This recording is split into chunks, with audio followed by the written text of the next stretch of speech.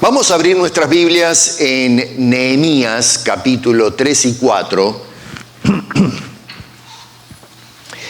Y he comenzado la vez pasada una serie nueva que se llama El Camino de la Reconstrucción.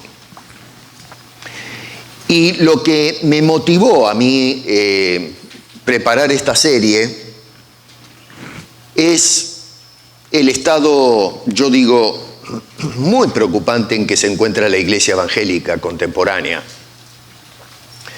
Hice la introducción de esto la semana pasada. No, perdón, hace 2 semanas. No, bien digo, la semana pasada fue filmado esto.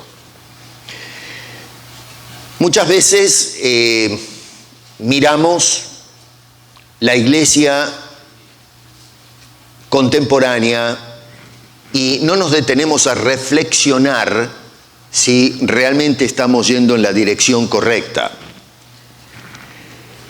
Y después de ser sinceros o de sincerarnos con las cosas como están dando en el ámbito espiritual, en el ámbito doctrinal, nos damos cuenta que no estamos yendo bien.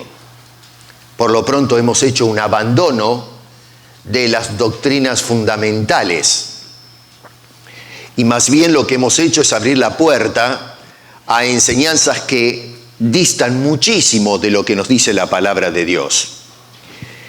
Y no solamente eso, pero hemos entregado los púlpitos a una cantidad, un ejército de farsantes que no saben de lo que hablan y sin embargo multitudes van detrás de ellos. Estamos haciendo un daño tremendo a la causa de Cristo. Cosas que Cristo no enseñó, las estamos enseñando desde los púlpitos. Y eso está dando por resultado un cristianismo lamentable, que ya no es testigo de Cristo, sino que se trata de un circo, de algo que ofende, que se ha distanciado muchísimo de la doctrina de los apóstoles y de la tradición reformada, de hombres que lucharon para rescatar lo que estuvo prácticamente diluido por 1000 años y lo trajeron otra vez a la luz por la gracia de Dios para que nos beneficiemos con el mensaje de la palabra de Dios. Le hemos dado lugar al diablo para tomar control y entonces lo que tenemos hoy es una cantidad, una hueste, un ejército de personas que lo que están haciendo es minando el trabajo de 2000 años. El título de esta exposición es Ánimo para trabajar, porque lo que necesitamos no es quedarnos cruzados de brazo y siendo simples espectadores del secuestro de la doctrina y de la iglesia, sino que tenemos que levantarnos, arremangarnos y empezar a trabajar, a reconstruir, no a construir, porque ya se construyó, pero a reconstruir lo que tiraron abajo estos delincuentes espirituales que hacen tanto daño al pueblo de Cristo Jesús. Tenemos una misión, y aunque tal vez seamos una iglesia en un rincón del mundo, créanme que hay pastores y hermanos en la fe en muchos lugares que están divorciándose de todos estos movimientos extraños para volver a levantar la bandera de Cristo y predicar la doctrina que nos dejaron los santos apóstoles y aquellos que lucharon en la Reforma. Noten que tal vez para escoger un verso central que nos sirva a nosotros y que me ayuda para darle título a la exposición, váyanse en el capítulo 4 de Nehemías y vean el versículo 6, por ejemplo, en donde dice: edificamos pues el muro y toda la muralla fue terminada hasta la mitad de su altura. ¿Por qué? Dice, porque el pueblo tuvo ánimo para trabajar. Vamos a orar. Amante Señor, te damos muchísimas gracias por esta oportunidad, esta hermosa oportunidad que tenemos de volver a congregarnos y de poder sentarnos a cantar alabanzas a tu nombre y ahora, Señor, a reflexionar en tu santa y bendita palabra. Te rogamos, oh Señor, desde lo más hondo de nuestro corazón, que la bendigas a nuestro bien, porque te lo pedimos en el nombre de Cristo Jesús. Amén. Otra vez, cuando contemplamos la iglesia de hoy, si somos sensibles, hermanos, a lo menos a mí me pasa, nos asalta y nos desborda la tristeza. Comienza a despertar en nosotros un sentido de profunda preocupación. En algunos casos nos sentimos derrotados, porque pareciera como que nuestras fuerzas se han secado cuando vemos que han cobrado fuerzas los enemigos de la cruz. Personas que en lugar de puntualizar los efectos devastadores del pecado, más bien lo que tratan es de ver si pueden remover la palabra de nuestro lenguaje, porque es ofensivo a la sociedad contemporánea. Y de esa forma lo que estamos haciendo es rebajando el valor del Evangelio de Salvación. Le estamos quitando la importancia y la urgencia que tiene ese Evangelio en el tiempo en que estamos viviendo. Miramos una iglesia evangélica devastada, la tradición protestante pisoteada, el sacrificio que hicieron los apóstoles del primer siglo, los únicos y verdaderos apóstoles, no el ejército de farsantes que hoy se llaman apóstoles. Y cuando miramos cómo fue pisoteado todo ese lema que dejaron esos hombres, que recibieron de la misma persona del Señor Jesucristo, nos hunde en profunda desesperación y pensamos qué se puede hacer al respecto. ¿Cómo hacemos para levantar de entre los escombros la iglesia que el Señor Jesucristo levantó con su propia y bendita sangre? Nosotros pienso yo que podemos aprender mucho del ejemplo que nos dejaron estos hombres valientes en esta etapa histórica del pueblo de Israel. Y estábamos mirando algunos detalles la semana pasada, que son el punto de inicio para la gran obra de un pueblo que tuvo ánimo para trabajar y levantar lo que se había destruido, lo que se había pisoteado. El templo y la ciudad de Jerusalén fue devastada en la invasión de Babilonia. Y entonces ahora pasaron ya muchos años y entonces comienza un espíritu a despertarse para levantar de entre los escombros el templo y la antigua ciudad. Habíamos indicado la semana pasada, si ustedes hacen un poquito de memoria, y si no los remito a que vayan y escuchen el mensaje otra vez, por favor, o los que no lo escucharon, que lo escuchen, porque es la introducción a todo esto que estamos diciendo y nos concentramos en el capítulo 1 de Nehemías. Y habíamos indicado que el pueblo debe ser un pueblo que sirve al Señor. Si hay algo que notamos en el caso de Nehemías, es que si bien es cierto que trabajaba su oficio en Persia, en este entonces, Persia había absorbido a Babilonia, había conquistado al imperio babilónico. Artajerjes es el rey en este momento y lo tiene contratado a Nehemías como un copero. Y el otro día explicamos que el copero para nosotros hoy tal vez, no sé, pensamos que es uno que sirve las mesas, un mozo. Pero en aquel entonces era una persona de alta confianza debido a los peligros que a los que estaba expuestos los monarcas de sufrir algún atentado. Existía la codicia por la corona y a veces envenenaban a las personas en autoridad, y entonces se tenían a este personal que eran los filtros. Todo lo que comían y bebían los monarcas tenían que pasar por la supervisión de estas personas. Y Nehemías era uno de ellos, era el copero del rey, una persona de alta confianza y que tenían mucha intimidad, a tal punto que muchas veces los coperos eran los que le daban algún consejo al rey cuando lo necesitaba. Tenían su equipo de consejeros, pero debido a la amistad que se establecía, a veces podían compartir las cosas íntimas con ellos. Habíamos indicado entonces que para que un pueblo tenga éxito en el programa de la reconstrucción, tiene que ser un pueblo de siervos y siervas. El otro día indicamos, a modo de repaso, ¿no?, para que nos ubiquemos un poquito en el contexto, que el siervo efectivo tiene que ser una persona que ante todo se informa de la condición espiritual del pueblo. Nehemías recibió a un grupo de amigos, nos dice el capítulo 1, y preguntó cómo están las cosas. No es simplemente mirar y decir, bueno, voy a hacer algo. Antes de hacer algo necesitamos informarnos en qué estado están las cosas. La iglesia contemporánea necesita informarse del estado en que se encuentra el pueblo de Cristo. Porque a veces asumimos que porque las iglesias están llenas de pared a pared o de atrás hacia adelante, asumimos que toda esa gente que se aglomera es de Cristo, o que están viviendo vidas espirituales aprobadas por el Señor. Lejos eso de la realidad. Personas que tal vez digan, como dijo el Señor Jesucristo, Señor, Señor, pero no hacen la voluntad del Padre.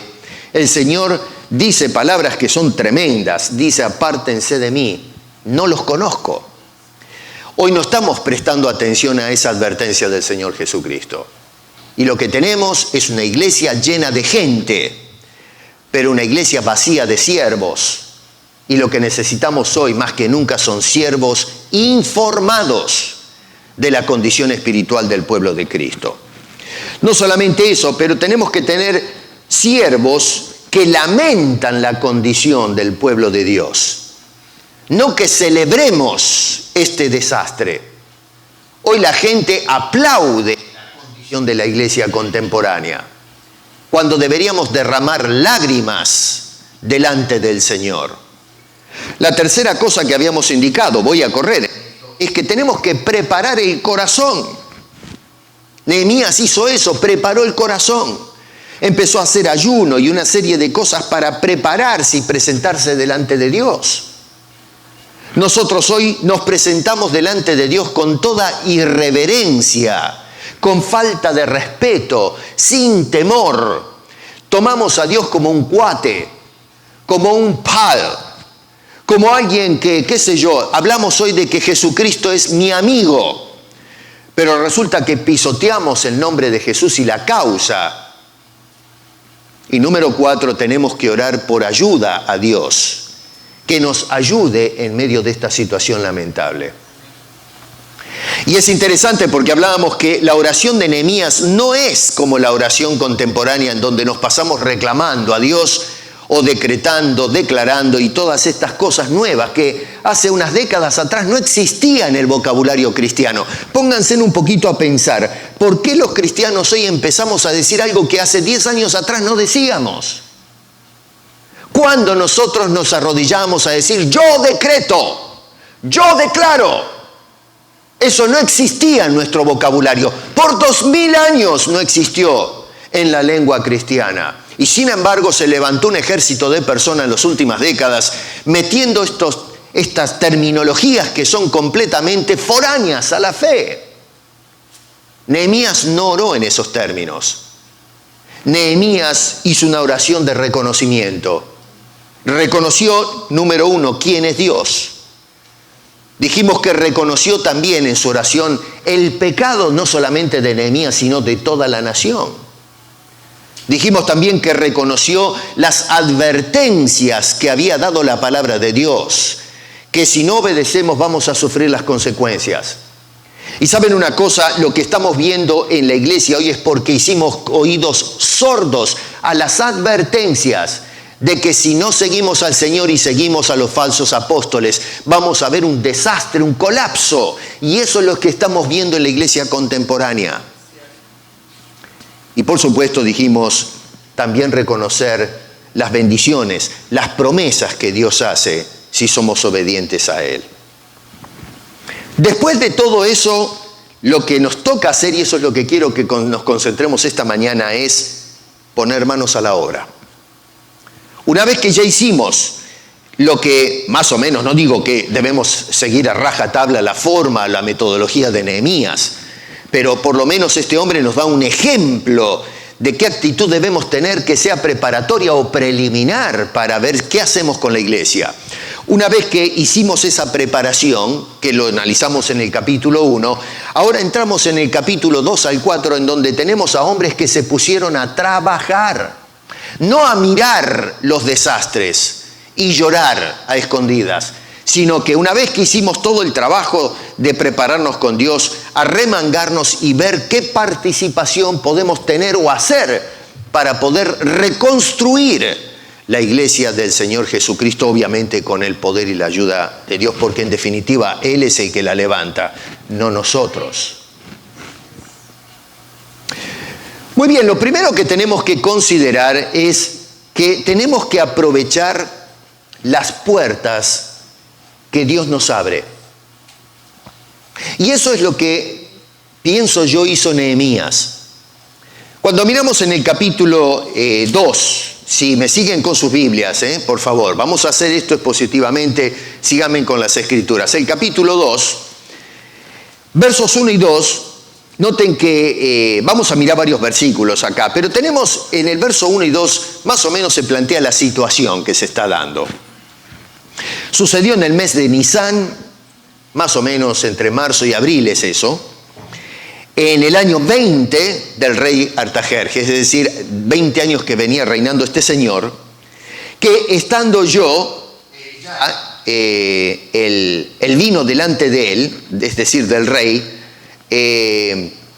tomé el vino y lo serví al rey, y como yo no había estado antes triste en su presencia, me dijo el rey: ¿por qué estás triste tu rostro? Pues no estás enfermo. No es esto sino quebranto de corazón. Entonces temí en gran manera. Básicamente lo que tenemos acá, se puede leer hasta el verso 3 si se quiere, ¿no? Dije al rey: para siempre viva el rey, ¿cómo no estará triste mi rostro cuando la ciudad, casa de los sepulcros de mis padres, está desierta y sus puertas consumidas por el fuego? Acá lo que tenemos es, otra vez, al rey Artajerjes, que estaba acostumbrado a mirar un tipo de Nehemías que ahora no aparece. Más o menos por lo que vemos ahí, si construimos un perfil, Nehemías era un hombre, un fuera de serie para mí, ¿no? Que todo el tiempo estaba contento. Hacía su trabajo con satisfacción. Hacía lo mejor para glorificar a Dios. Y eso lo notaba la gente. Porque de lo contrario, este hombre no le va a decir a este señor: ¿qué pasa acá? ¿Por qué estás triste? Yo nunca te veo de esa manera. ¿Qué es lo que te está preocupando? Así que este hombre hacía el trabajo con placer. Pero ahora se puede ver, está proyectando Nehemías cómo su corazón está partido, está quebrado por la situación del pueblo, del templo, de la ciudad. Ya el templo, ahora por amor a la brevedad no puedo explayarme en esto, pero ya habíamos indicado la vez pasada que Esdras fue el que trabajó con la reconstrucción del templo. Empezaron a trabajar con la ciudad, los muros, pero entonces frenaron la obra. A este mismo Artajerjes le vinieron con noticias, una teoría conspiracional, y entonces Artajerjes dijo: paren, no hagan más el trabajo.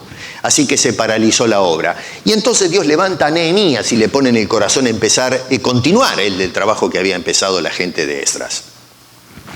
Así que tenemos a este señor entonces que muestra una compulsión de poder aprovechar la oportunidad que se le está presentando y entonces pedirle favores al rey, que es un pagano, por cierto. Noten ustedes que en el versículo 4 el rey le pregunta, ¿qué cosas pides? Y lo que me llama la atención acá es que Nehemías, a ver qué hubiésemos hecho nosotros en lugar de Nehemías. Probablemente se hubiésemos dicho, bueno, rey, mira, yo quiero esto y esto y esto. Pero este hombre, antes de lanzarse, de ser un precipitado, se tomó un tiempito nada más para orar. Noten que cuando le pregunta qué cosas pides, dice, entonces oré al Dios de los cielos. No sé si este hombre acá lo dejó ahí plantado al rey y se fue a un cuarto a orar. Lo dudo porque los detalles que nos está dando el escritor parece que todo es consecutivo. Claro, esto es especulativo, no está ahí, pero me da la impresión que como se está relatando la escena va todo seguido. Así que pienso que cuando a lo mejor el rey le hizo la pregunta a Nehemías en ese momento, estando con la copa delante del rey, lo que hizo es esa oración en el momento, pidiendo a lo mejor al Señor, ahora Señor, dame la oportunidad. ¿Y por qué digo esto?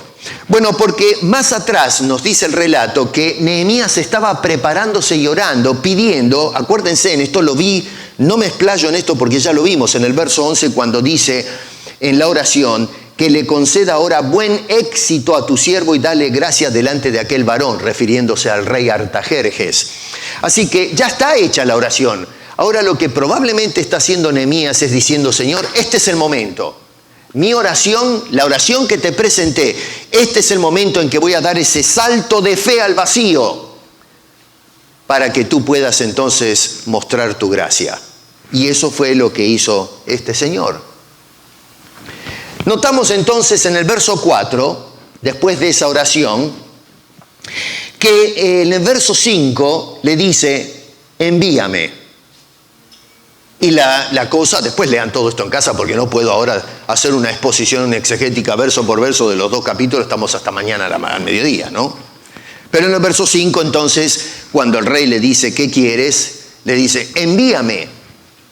Envíame para poder observar la situación y ver qué se puede hacer.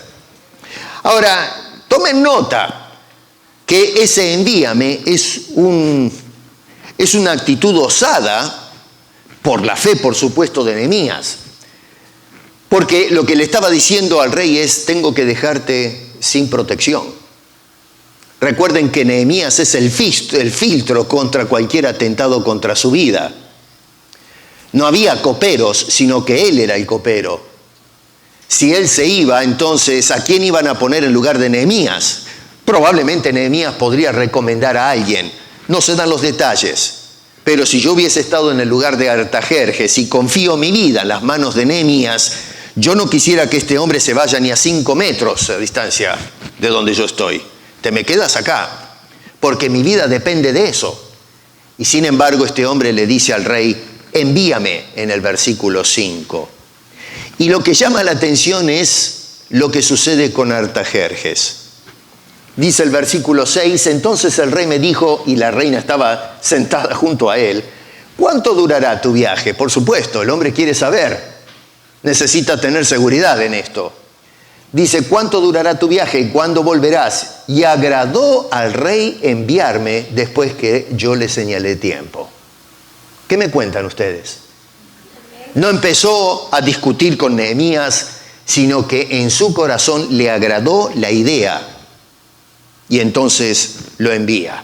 No termina ahí el asunto. Me llama la atención lo que sucede ahora. Porque no solamente el hombre le dice, te doy permiso para que vayas. Un pagano. Sino que además Nehemías se atreve a pedirle credenciales al rey. Ya tenía la experiencia que se levantaron enemigos de la obra, la paralizaron en los tiempos de Esdras.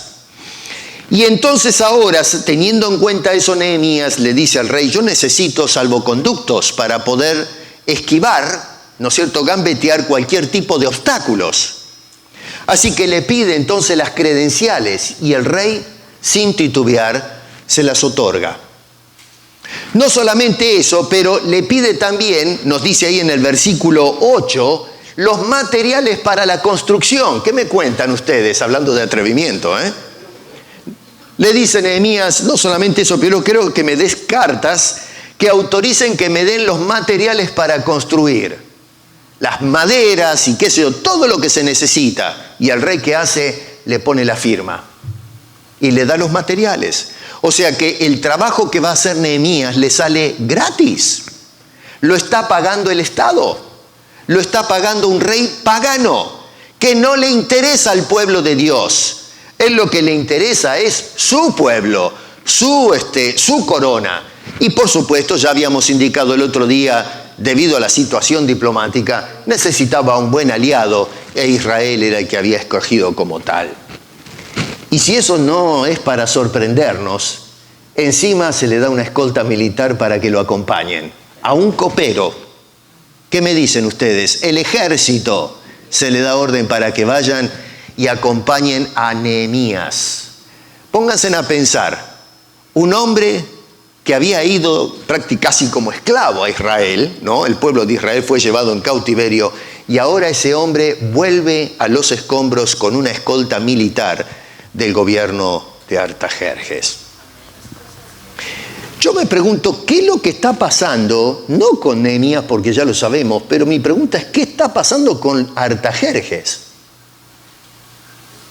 Usualmente miramos a Nehemías, pero ¿qué es lo que está sucediendo en el corazón de un pagano que está desembolsando la billetera para subvencionar la construcción de los muros de Israel?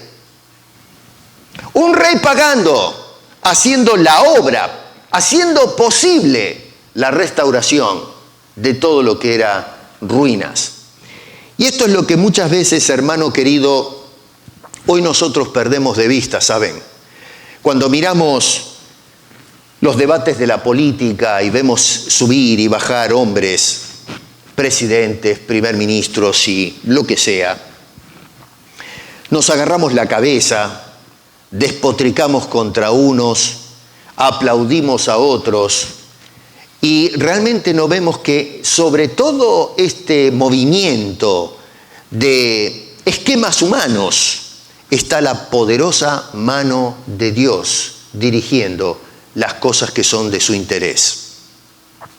El otro día hablaba de la situación polémica en los Estados Unidos, quienes están a favor y están en contra del presidente actual. A mí me importa ni medio quién es el presidente. Lo que me interesa es cómo las agendas que favorecen al pueblo de Cristo están siendo defendidas. Y eso no es obra del presidente, sino que es obra del Dios que está por encima de ese presidente. Es un hombre que está defendiendo hoy la vida mejor que cualquier otro presidente que hubo en la historia. Y otra vez, repito esto y lo digo hasta el cansancio, yo no estoy defendiendo al actual presidente porque tiene mucho de qué criticarse. Pero lo que estoy mirando es cómo Dios nos está ayudando al pueblo cristiano para que aprovechemos las oportunidades y trabajemos y defendamos lo que es justo, lo que le lleva gloria a Dios. Dejemos de poner los ojos en Artajerjes y miremos a Dios, que está por encima de todo gobernante y nos está dando la oportunidad de que escuchemos el Evangelio de Cristo para salvación y vida eterna. Noten ustedes cómo Nehemías se apercibió de esto. No miraba a Artajerjes. En el versículo 8, al final, noten que dice, y me lo concedió el rey según la benéfica mano de Dios sobre mí. Cuando nosotros preguntamos, ¿qué pasa con este pagano, con este Artajerjes? El hombre que prohibió la obra, de repente ahora dice, dale para adelante, ve, y no solamente te mando a que lo hagas, mando la escolta militar por las dudas que alguien se oponga, y te doy todo el dinero para que lo levantes. Uno dice, pero aquel rey que prohibió la obra y este otro, ¿es la misma persona? Sí, Señor, pero el tema es que Dios está trabajando en el corazón de ese hombre. No se convirtió hasta donde sabemos, pero se hace la voluntad de Dios, no del rey Artajerjes. Nehemías tenía clara la presencia de Dios en este negocio. y es un hombre que aprovechó las oportunidades. Nosotros no estamos aprovechando las oportunidades. Nosotros estamos criticando líderes políticos. Nos sumamos a la lucha política y estamos perdiendo el lugar que nos corresponde para nuestra lucha espiritual, que es la importante, no lo que sucede en la arena pública. La segunda cosa que notamos acá o que debemos hacer es que debemos responder a lo que Dios pone en el corazón del hombre hacer en medio de estas situaciones. Sí, lo mismo que hizo con Artajerjes se hizo con Nehemías, Dios hizo con el pueblo y hace con todos aquellos que buscan trabajar en la reconstrucción de la obra. Dios pone en nosotros en el corazón lo que debemos hacer para poner manos a la obra. El problema es que a veces no nos movemos, nos quedamos quietos. Venimos a escuchar sermones. Qué lindo que estuvo el sermón, gloria a Dios. ¿Y qué? ¿Qué hacemos con eso? ¿Aplaudimos al que predica? ¿O aplaudimos el mensaje? ¿O aplaudimos a Dios? ¿Y qué?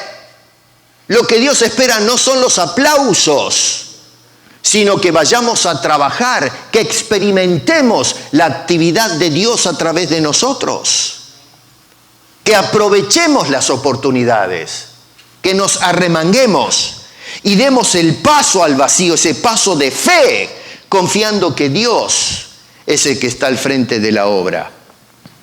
Eso lo vemos ahí en los versículos 11 al 20. 11 al 20, que sería la segunda parte del capítulo 2. Noten en los versos 11 y 12, dice, llegué pues a Jerusalén, esto ya es después que salió con todo el séquito, llegó a Jerusalén después de estar allí 3 días. Me levanté, o sea, llegó a Jerusalén y después de estar 3 días allí, me levanté de noche. Tomen nota de eso, de noche, no de día. Me levanté de noche, yo y unos pocos varones conmigo, y no declaré a hombre alguno lo que Dios había puesto en mi corazón que hiciese en Jerusalén. Ni había cabalgadura conmigo, excepto la única en que yo cabalgaba. Noten que ante todo lo que podemos ver allí es que Nehemías no se adjudica la gloria. No es mi decisión, sino que le da la gloria a Dios. Es Dios el que inyectó en su corazón lo que se tiene que hacer. Otra vez, la tendencia es mirar a Nehemías, porque se habla mucho de Nehemías. Pero la intención de la Escritura no es que miremos a Nehemías, sino que miremos al Dios de Nehemías. Y en este caso, lo que se nos está mostrando es que es Dios el que puso en Nehemías lo que se debía de hacer. Y eso es lo que este hombre le está explicando a las personas. Dios puso esto en mi corazón.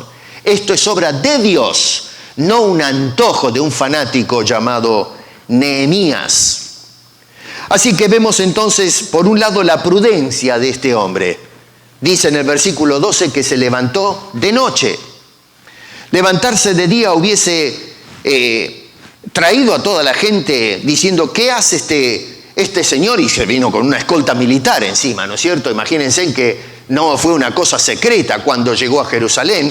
Las personas, probablemente algunos hubiesen estado con miedo viendo al ejército acompañando a Nehemías, que era un hombre de alta confianza del rey Artajerjes. ¿Qué es lo que está pasando acá? Pero bueno, este hombre lo que hizo es quedarse tranquilo por 3 días para que se calmen las cosas. Y entonces salió de noche. Y la razón es porque está usando de prudencia. No puede hacer nada ni decir nada hasta que no observe en qué condición se encuentran los muros de la ciudad. ¿Qué puede decirle a la gente si no tiene la información? ¿Cómo va a hablar de construcción o reconstrucción si no sabe qué es lo que hay que reconstruir? ¿Cuánto daño hay hecho? Necesita hacer una inspección. Y no puede hacerlo y no puede dar información si no hace este trabajo. Por lo tanto, dice, se levanta de noche y no da información excepto a un puñado de personas nada más. Incluso dice que fueron caminando, excepto él que iba con una cabalgadura. ¿Por qué? No sé, podemos especular. A lo mejor para pasar por arriba de los escombros más fácil, no lo sé. Pero lo cierto es que una cantidad de caballos caminando entre las piedras, hubiesen llamado la atención en medio de la noche. Un solo caballo, no pasaba absolutamente nada. Así que una sola cabalgadura haciendo el trabajo de noche para salir a informarse sin llamar todavía la atención. Nehemías no es un fanfarrón como los fanfarrones que hacen ruido y cabalgan y hacen sonar sus cascos para que todo el mundo dirija la atención hacia ellos. Son los salvadores. Se levantan a decir que el COVID está, atado por la predicación y las declaraciones de algunos charlatanes que se ponen arriba de los púlpitos. Nehemías no era un hombre que hacía ruido. No buscaba la atención de la gente. Era un hombre que quería inspeccionar para saber qué es lo que se debe hacer y hacerlo en una forma efectiva. Noten ustedes también que en el verso 13 dice que salió de noche, y observen esto, dice, y observé. Y luego en el versículo 15 dice, y subí otra vez de noche y observé. ¿Lo ven eso en sus Biblias? Nosotros hoy no estamos observando. Una cosa es mirar y otra cosa es observar. Miramos la situación caótica de la iglesia, pero no estamos estudiando u observando las consecuencias y la condición deplorable en que se encuentra. La observación indica que vamos observando cada palmo de ese muro caído y vamos observando cuál es la magnitud de la destrucción. Nosotros hoy tenemos una iglesia derrumbada y no hay gente suficiente que observe, que estudie en el cuadro para poder hacer algo. Hermano querido, necesitamos abrir los ojos del alma y comenzar a observar, sin hacer ruido, pero observar en qué condición se encuentra la iglesia de Jesucristo. Y en lugar de aplaudir, tenemos que reconocer que estamos en problemas. Las paredes están caídas, la iglesia está hecha escombros, con doctrinas falsas y todo tipo de barbaridades que se están dando dentro del cuerpo del Señor. Bueno, después que hizo su reconocimiento, este señor, entonces llama a la gente. Vengan para acá todos, tengo que hablar con ustedes. Es un hombre que ahora habla, pero habla con fundamento. Tiene la información. Cuando dice, miren, todo esto está caído, esto está hecho una etcétera, él puede decir, yo lo vi, lo estudié. No es que me lo dijeron, me lo cuentan. No, yo soy testigo del estado en que se encuentran las cosas. Así que este hombre lo vemos trabajando y diciéndole a las personas con datos concretos, con información precisa, cómo están las cosas. Esto me habla de un hombre de alta prudencia.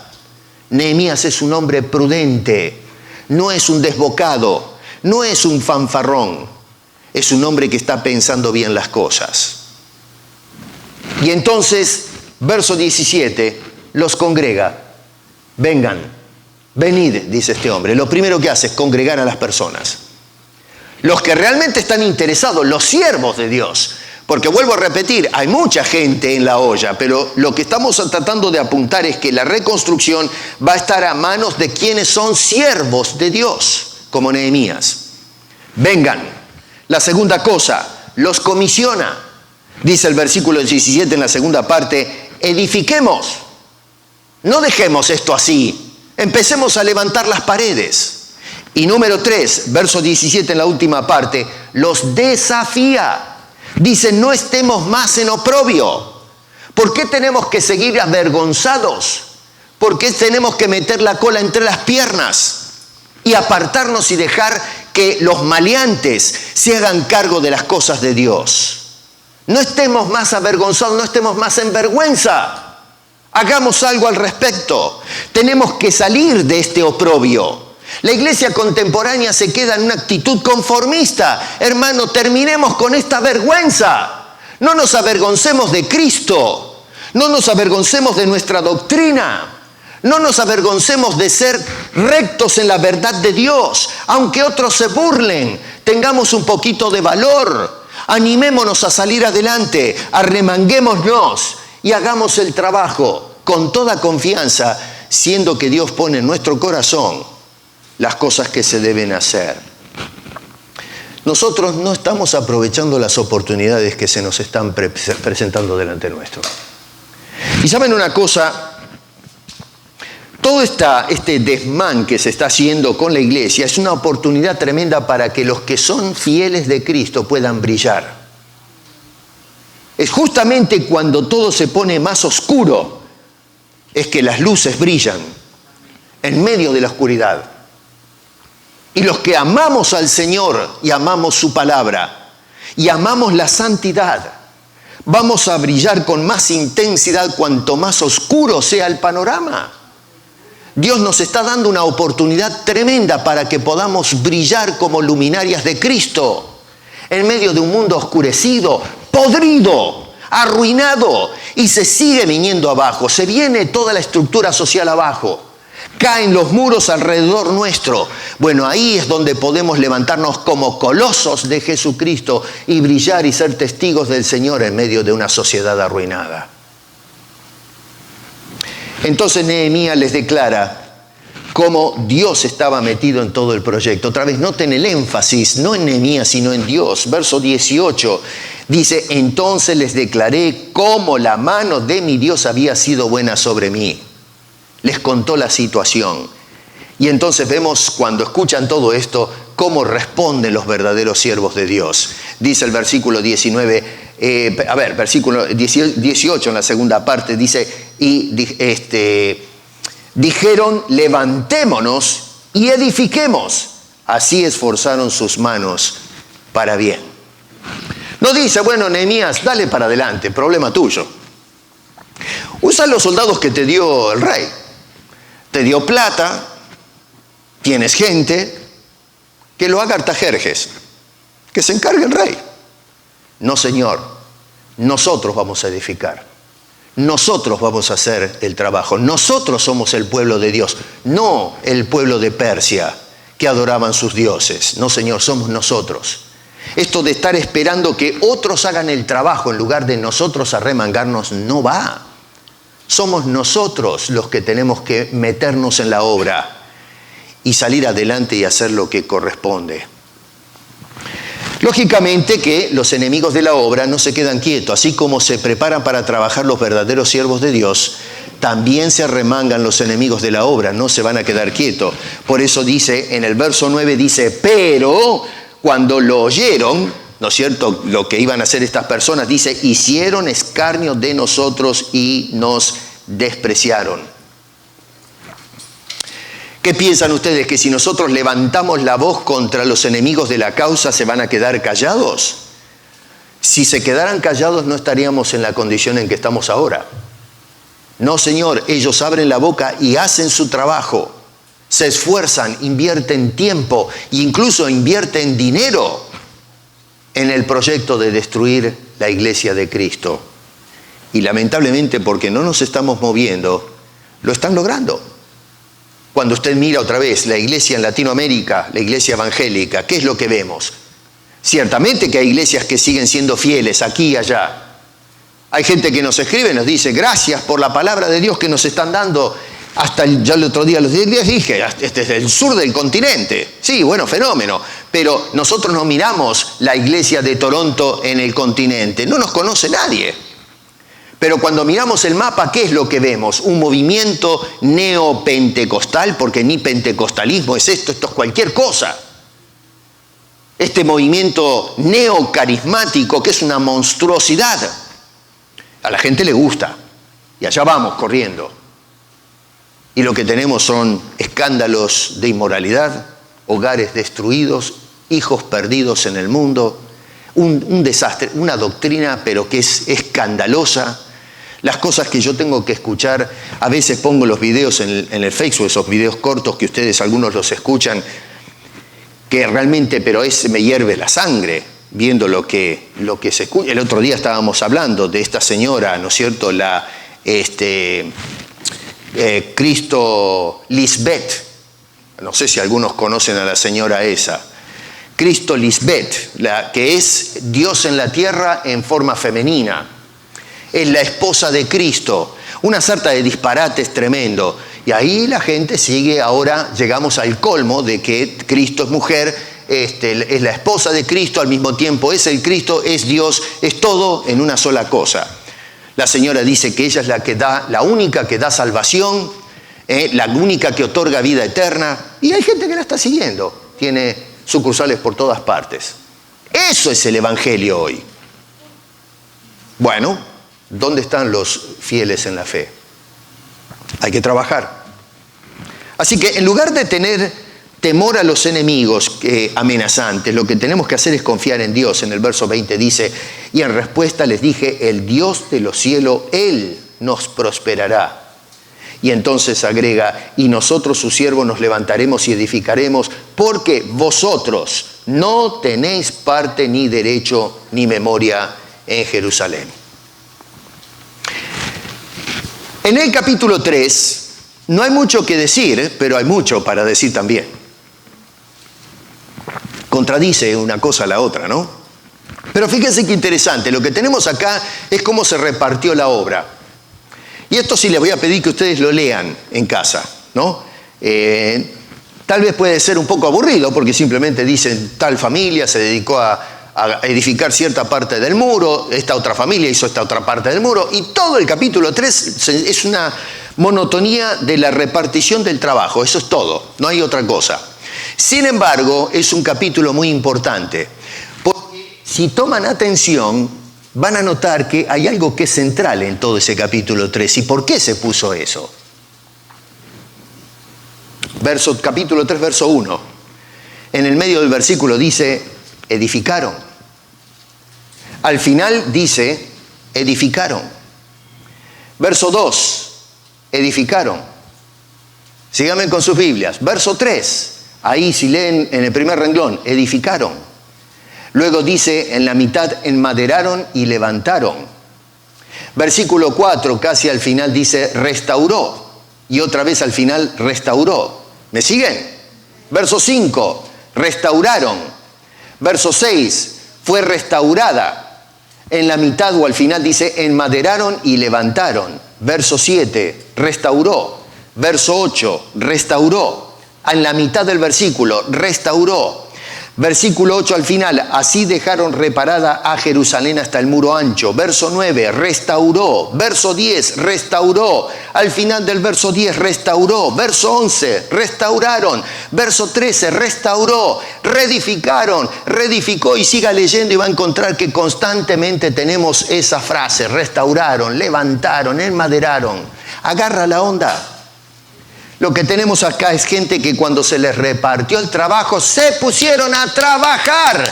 Y el resultado de esa colaboración fue que levantaban los muros que estaban todos destruidos. ¿Cómo hacemos para levantar la iglesia de hoy de entre los escombros de la Reforma? Trabajando, reedificando. Otra vez aprovechando las oportunidades y dándole para adelante. No importa los enemigos de la causa, lo que importa son los siervos de Dios. Y darle para adelante como esta gente, cada uno en su lugar, cada familia, cada persona agarró el mazo, agarró el ramplum, el cemento, los ladrillos y empezaron a darle para adelante. Y eso comenzó a levantar altura. Necesitamos reedificar nuestras vidas, reedificar nuestros hogares, nuestras instituciones, nuestras congregaciones, nuestras hermosas juventudes. Tenemos que trabajar para levantar otra vez al pueblo de Cristo, testigos en este mundo de las glorias de Dios, de lo que Dios puede hacer en la vida de las personas. Cada persona es escombros por causa del pecado y Dios puede levantar de esos escombros una vida nueva, pero tenemos que trabajar, tenemos que luchar como hicieron estas personas.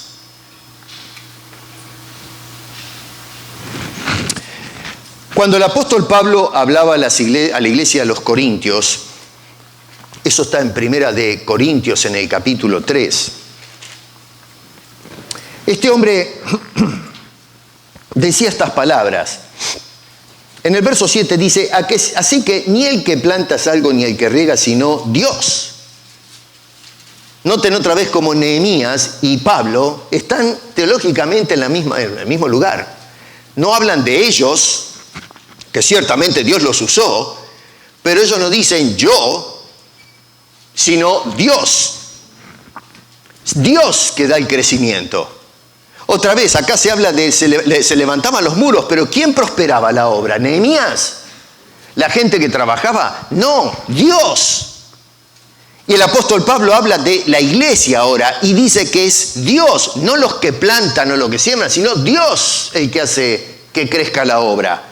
Y el que planta y el que riega son una misma cosa, aunque cada uno recibirá su recompensa conforme a su labor. Porque nosotros somos, y escucha esto, colaboradores de Dios. Y vosotros, labranza de Dios, edificio de Dios. Qué cosa hermosa que Dios nos haya dado el privilegio no solamente de la salvación, sino de hacernos sus colaboradores para construir, para edificar el pueblo de Cristo, la iglesia. Hoy la iglesia ha sido vapuleada, se han tirado los muros abajo. Nosotros hoy somos esas piedras que levantan la iglesia, las piedras vivas, y esas piedras han sido noqueadas. Bueno, nosotros somos los colaboradores de Dios para levantar esos escombros, salir a buscar a esas almas, a nuestros hermanos que están confundidos y a aquellas almas que están siendo intoxicadas con el error. Hagamos algo, hermano, no nos quedemos quietos, por favor. Número 3, tenemos que poner ánimo para la obra. En el capítulo 4, verso 6 otra vez, el verso que les dije al principio que me sirve de plataforma. Edificamos pues el muro y toda la muralla fue terminada hasta la mitad de su altura porque el pueblo tuvo ánimo para trabajar. Ojo, no menosprecien que se haya levantado hasta la mitad porque se está construyendo la muralla no de una casa sino de toda una ciudad entera. En el tiempo que trabajaron es pero una cosa extraordinaria, trabajaron a todo trapo estas personas. Ahora, ese ánimo que nosotros vemos ahí en el versículo 6 tiene que, en primer lugar, enfrentar a los enemigos. Si no tenemos ánimo para enfrentar a los enemigos de la obra, estamos en problemas. Versos 1 y 2 dice, cuando oyó Sanballat que nosotros edificábamos el muro, es decir, todo lo que se relata en el capítulo 3, se enojó. Miren qué cosa, ¿eh? Cuando se está levantando un pueblo, en lugar de decir, muy bien, no vamos a ponernos de pie, esta gente que reconstruye, se enojan. Y luego dice, se enojó y se enfureció en gran manera e hizo escarnio de los judíos. Y habló delante de sus hermanos y del ejército de Samaria y dijo, ¿qué hacen estos débiles judíos? Si se les permitirá volver a ofrecer sus sacrificios, acabarán en un día. ¿Resucitarán de los montones del polvo de las piedras que fueron quemadas? Miren qué interesante. Tenemos ahí, por ejemplo, en primer lugar, la burla de los enemigos. Se burlaban. ¿Saben cuántos se burlan de nosotros hoy? ¿Saben cuántas personas, y no solamente de esta congregación, pero muchas congregaciones que son fieles? Miren lo que está pasando en Estados Unidos con el señor MacArthur. ¿Cómo se burlaban de él, Y miren ustedes lo que está haciendo Dios ahí, Y no es que yo estoy sobándole las medias al señor MacArthur, no, señor. Es simplemente llamar a las cosas por su nombre. Y así muchas iglesias están sufriendo el insulto de los demás por el mero hecho de querer ser fieles a Jesucristo. Seguir a Jesús, ser un siervo, tiene costos. Tiene costos. Se levantan los enemigos. En este caso, se burlaban, dice, hacían escarnio. Los menoscababan, dice el versículo 2. Las cosas que dicen de ellos no valen ni medio. Los ninguneaban a los judíos. Hablando de antisemitismo, fíjense que no es algo nuevo, No solamente eso, pero los insultos en el versículo 3. Ahora, noten ustedes que cuando ellos encaran esta situación, esta agresión por parte de los enemigos, en lugar de amedrentarse, lo que ellos hacen es encomendar la causa otra vez a Dios. Dice el versículo 4, Oye, oh Dios nuestro, que somos objeto de su menosprecio. Hoy nosotros queremos arreglar todas las trompadas, a los insultos, o en las cortes judiciales, o qué sé yo, armamos un relajo tremendo. O sea, queremos usar los mismos métodos que usan los paganos, Sanballat y todo su séquito. No, mi querido, nosotros tenemos armas que son espirituales, no necesitamos recurrir a la metodología del hombre pagano, sino que tenemos que ir corriendo en busca de Dios. Eso es lo que hizo Nehemías en el capítulo 1, ¿se acuerdan? Cuando preparó su corazón, lo que hizo paso seguido fue ir y orar a Dios, reconociendo lo que se debe reconocer. Nosotros tenemos que empezar otra vez a buscar a Dios, no echar mano de los recursos del mundo para hacer las cosas de Dios. No, tenemos que buscar los recursos divinos que están a nuestra disposición, a nuestro alcance. A eso apuntaba el Señor cuando decía a los apóstoles: pedid lo que sea y mi Padre os lo dará. Cuando nosotros recurrimos a los recursos de Dios para llevar adelante la obra, allí estarán los brazos de Dios abriéndose y sus manos extendidas para poder proveernos lo que necesitamos para esta lucha y este trabajo ahora de reconstrucción de la iglesia caída. No solamente se encomendaron a Dios, pero tuvieron tenacidad. Verso 6 entonces dice: edificamos. No edificaremos, sino lo hicimos de todas maneras a pesar de los enemigos. Fueron tenaces. No se dejaron amedrentar. Le dieron para adelante. Fueron contra la marea. Y pudieron hacer la obra. Noten que los enemigos de la obra también son tenaces. Ojo con eso, ¿eh?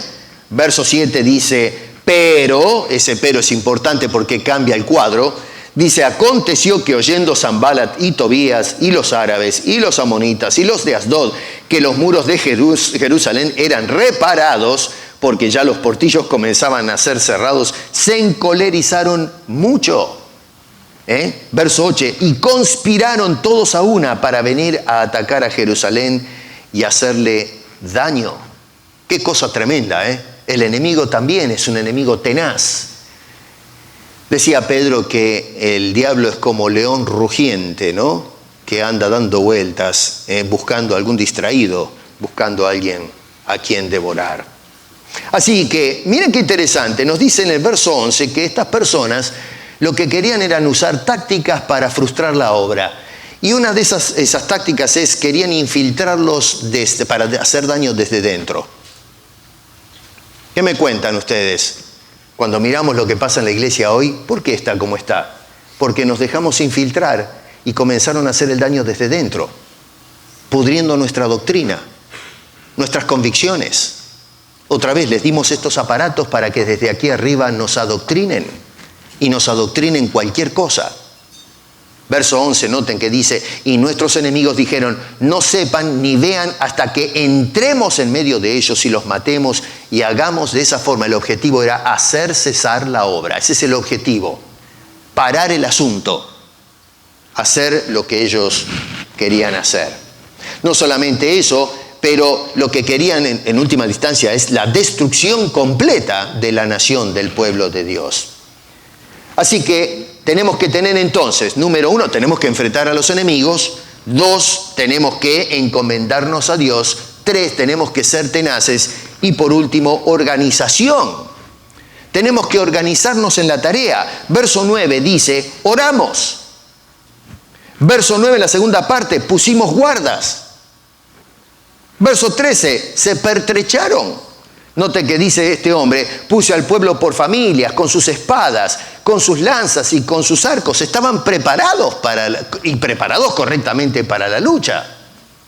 ¿Estás preparado para la lucha espiritual en defensa de la iglesia? ¿Estamos bien preparados? Nuestras armas de la fe son la palabra de Dios. ¿Estamos preparados? ¿La conocemos? ¿Sabemos manejar la espada del Espíritu Santo, que es la palabra de Dios?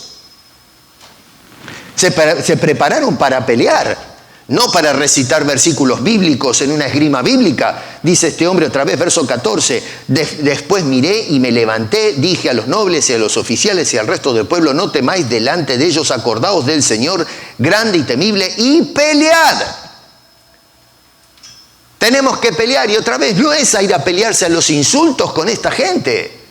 No, tenemos que hacer el trabajo de testigos de Cristo, enseñando las verdades del Señor. Tenemos que preocuparnos por aprender bien las Escrituras.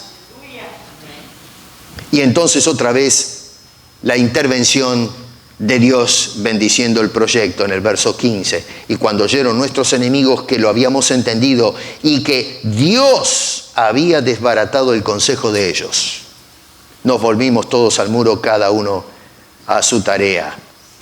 Y allí entonces comenzaron a montar guardia permanente, nos dice el verso 22. Estoy corriendo acá porque ya tengo que terminar.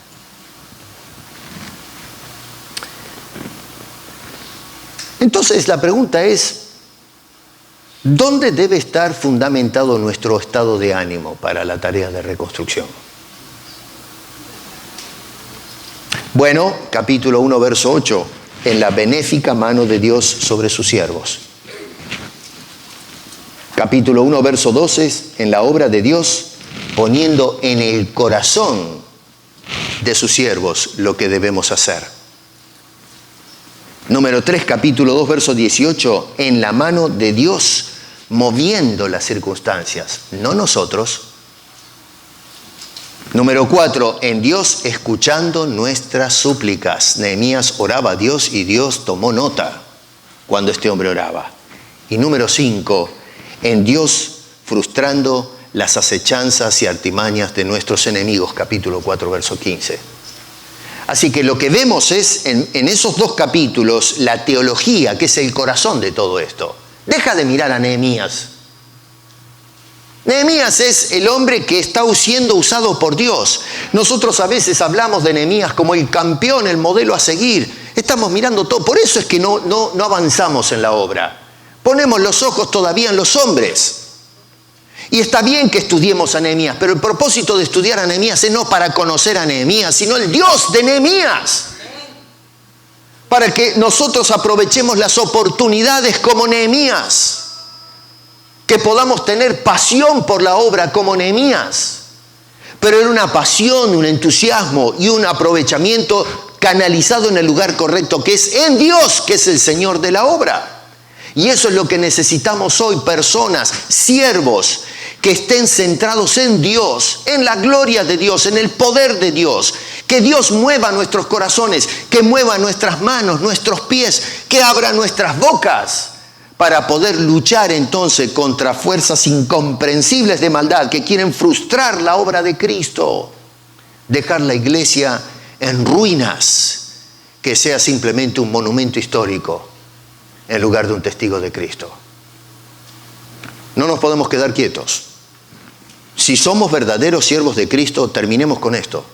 Es tiempo de levantarse y comenzar a luchar. No a las trompadas. No, Señor, Cristo no luchó así, a los gritos y a los insultos, sino con convicciones firmes, andando como discípulos de Cristo y trabajando a brazo partido en la reconstrucción de esta iglesia que está vapuleada, que ha sido asaltada por los enemigos de la causa y que lamentablemente hoy tiene un testimonio manchado porque no hemos podido defender este lugar que el Señor nos ha otorgado. Así que ante estas evidencias, nosotros, hermanos queridos, hoy que contamos con el mismo Dios de Nehemías, podemos tener el mismo ánimo para trabajar en la obra que tenemos por delante.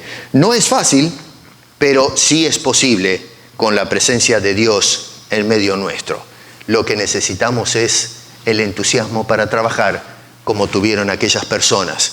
Y ya vemos que ciertamente, a pesar de las adversidades, levantaron el muro para la gloria de Dios. Hoy nosotros podemos levantar los muros de la iglesia para la gloria de nuestro bendito Señor y Salvador, a quien le damos la gloria y toda honra. Vamos a orar. Padre, te damos muchísimas gracias por esta historia que quedó reservada y plasmada en las Escrituras. Y te rogamos, Señor, que no se repita la historia de ver cómo se derrumba los muros de tu pueblo y quedamos en oprobio o en ruinas, sino que podamos defender la verdad. Nosotros, la iglesia, somos el baluarte de la verdad. Ayúdanos entonces a defender esa verdad, Señor, siendo ante todo fieles nosotros a tu palabra, conociendo tu palabra y luego enseñando tu palabra. Y que nuestras vidas reflejen que somos siervos del Dios Todopoderoso. Ayúdanos a ser discípulos eficaces en un mundo que tanto necesita la voz del Evangelio. Bendícenos, Señor, porque te lo imploramos en el nombre precioso de Cristo Jesús. Amén.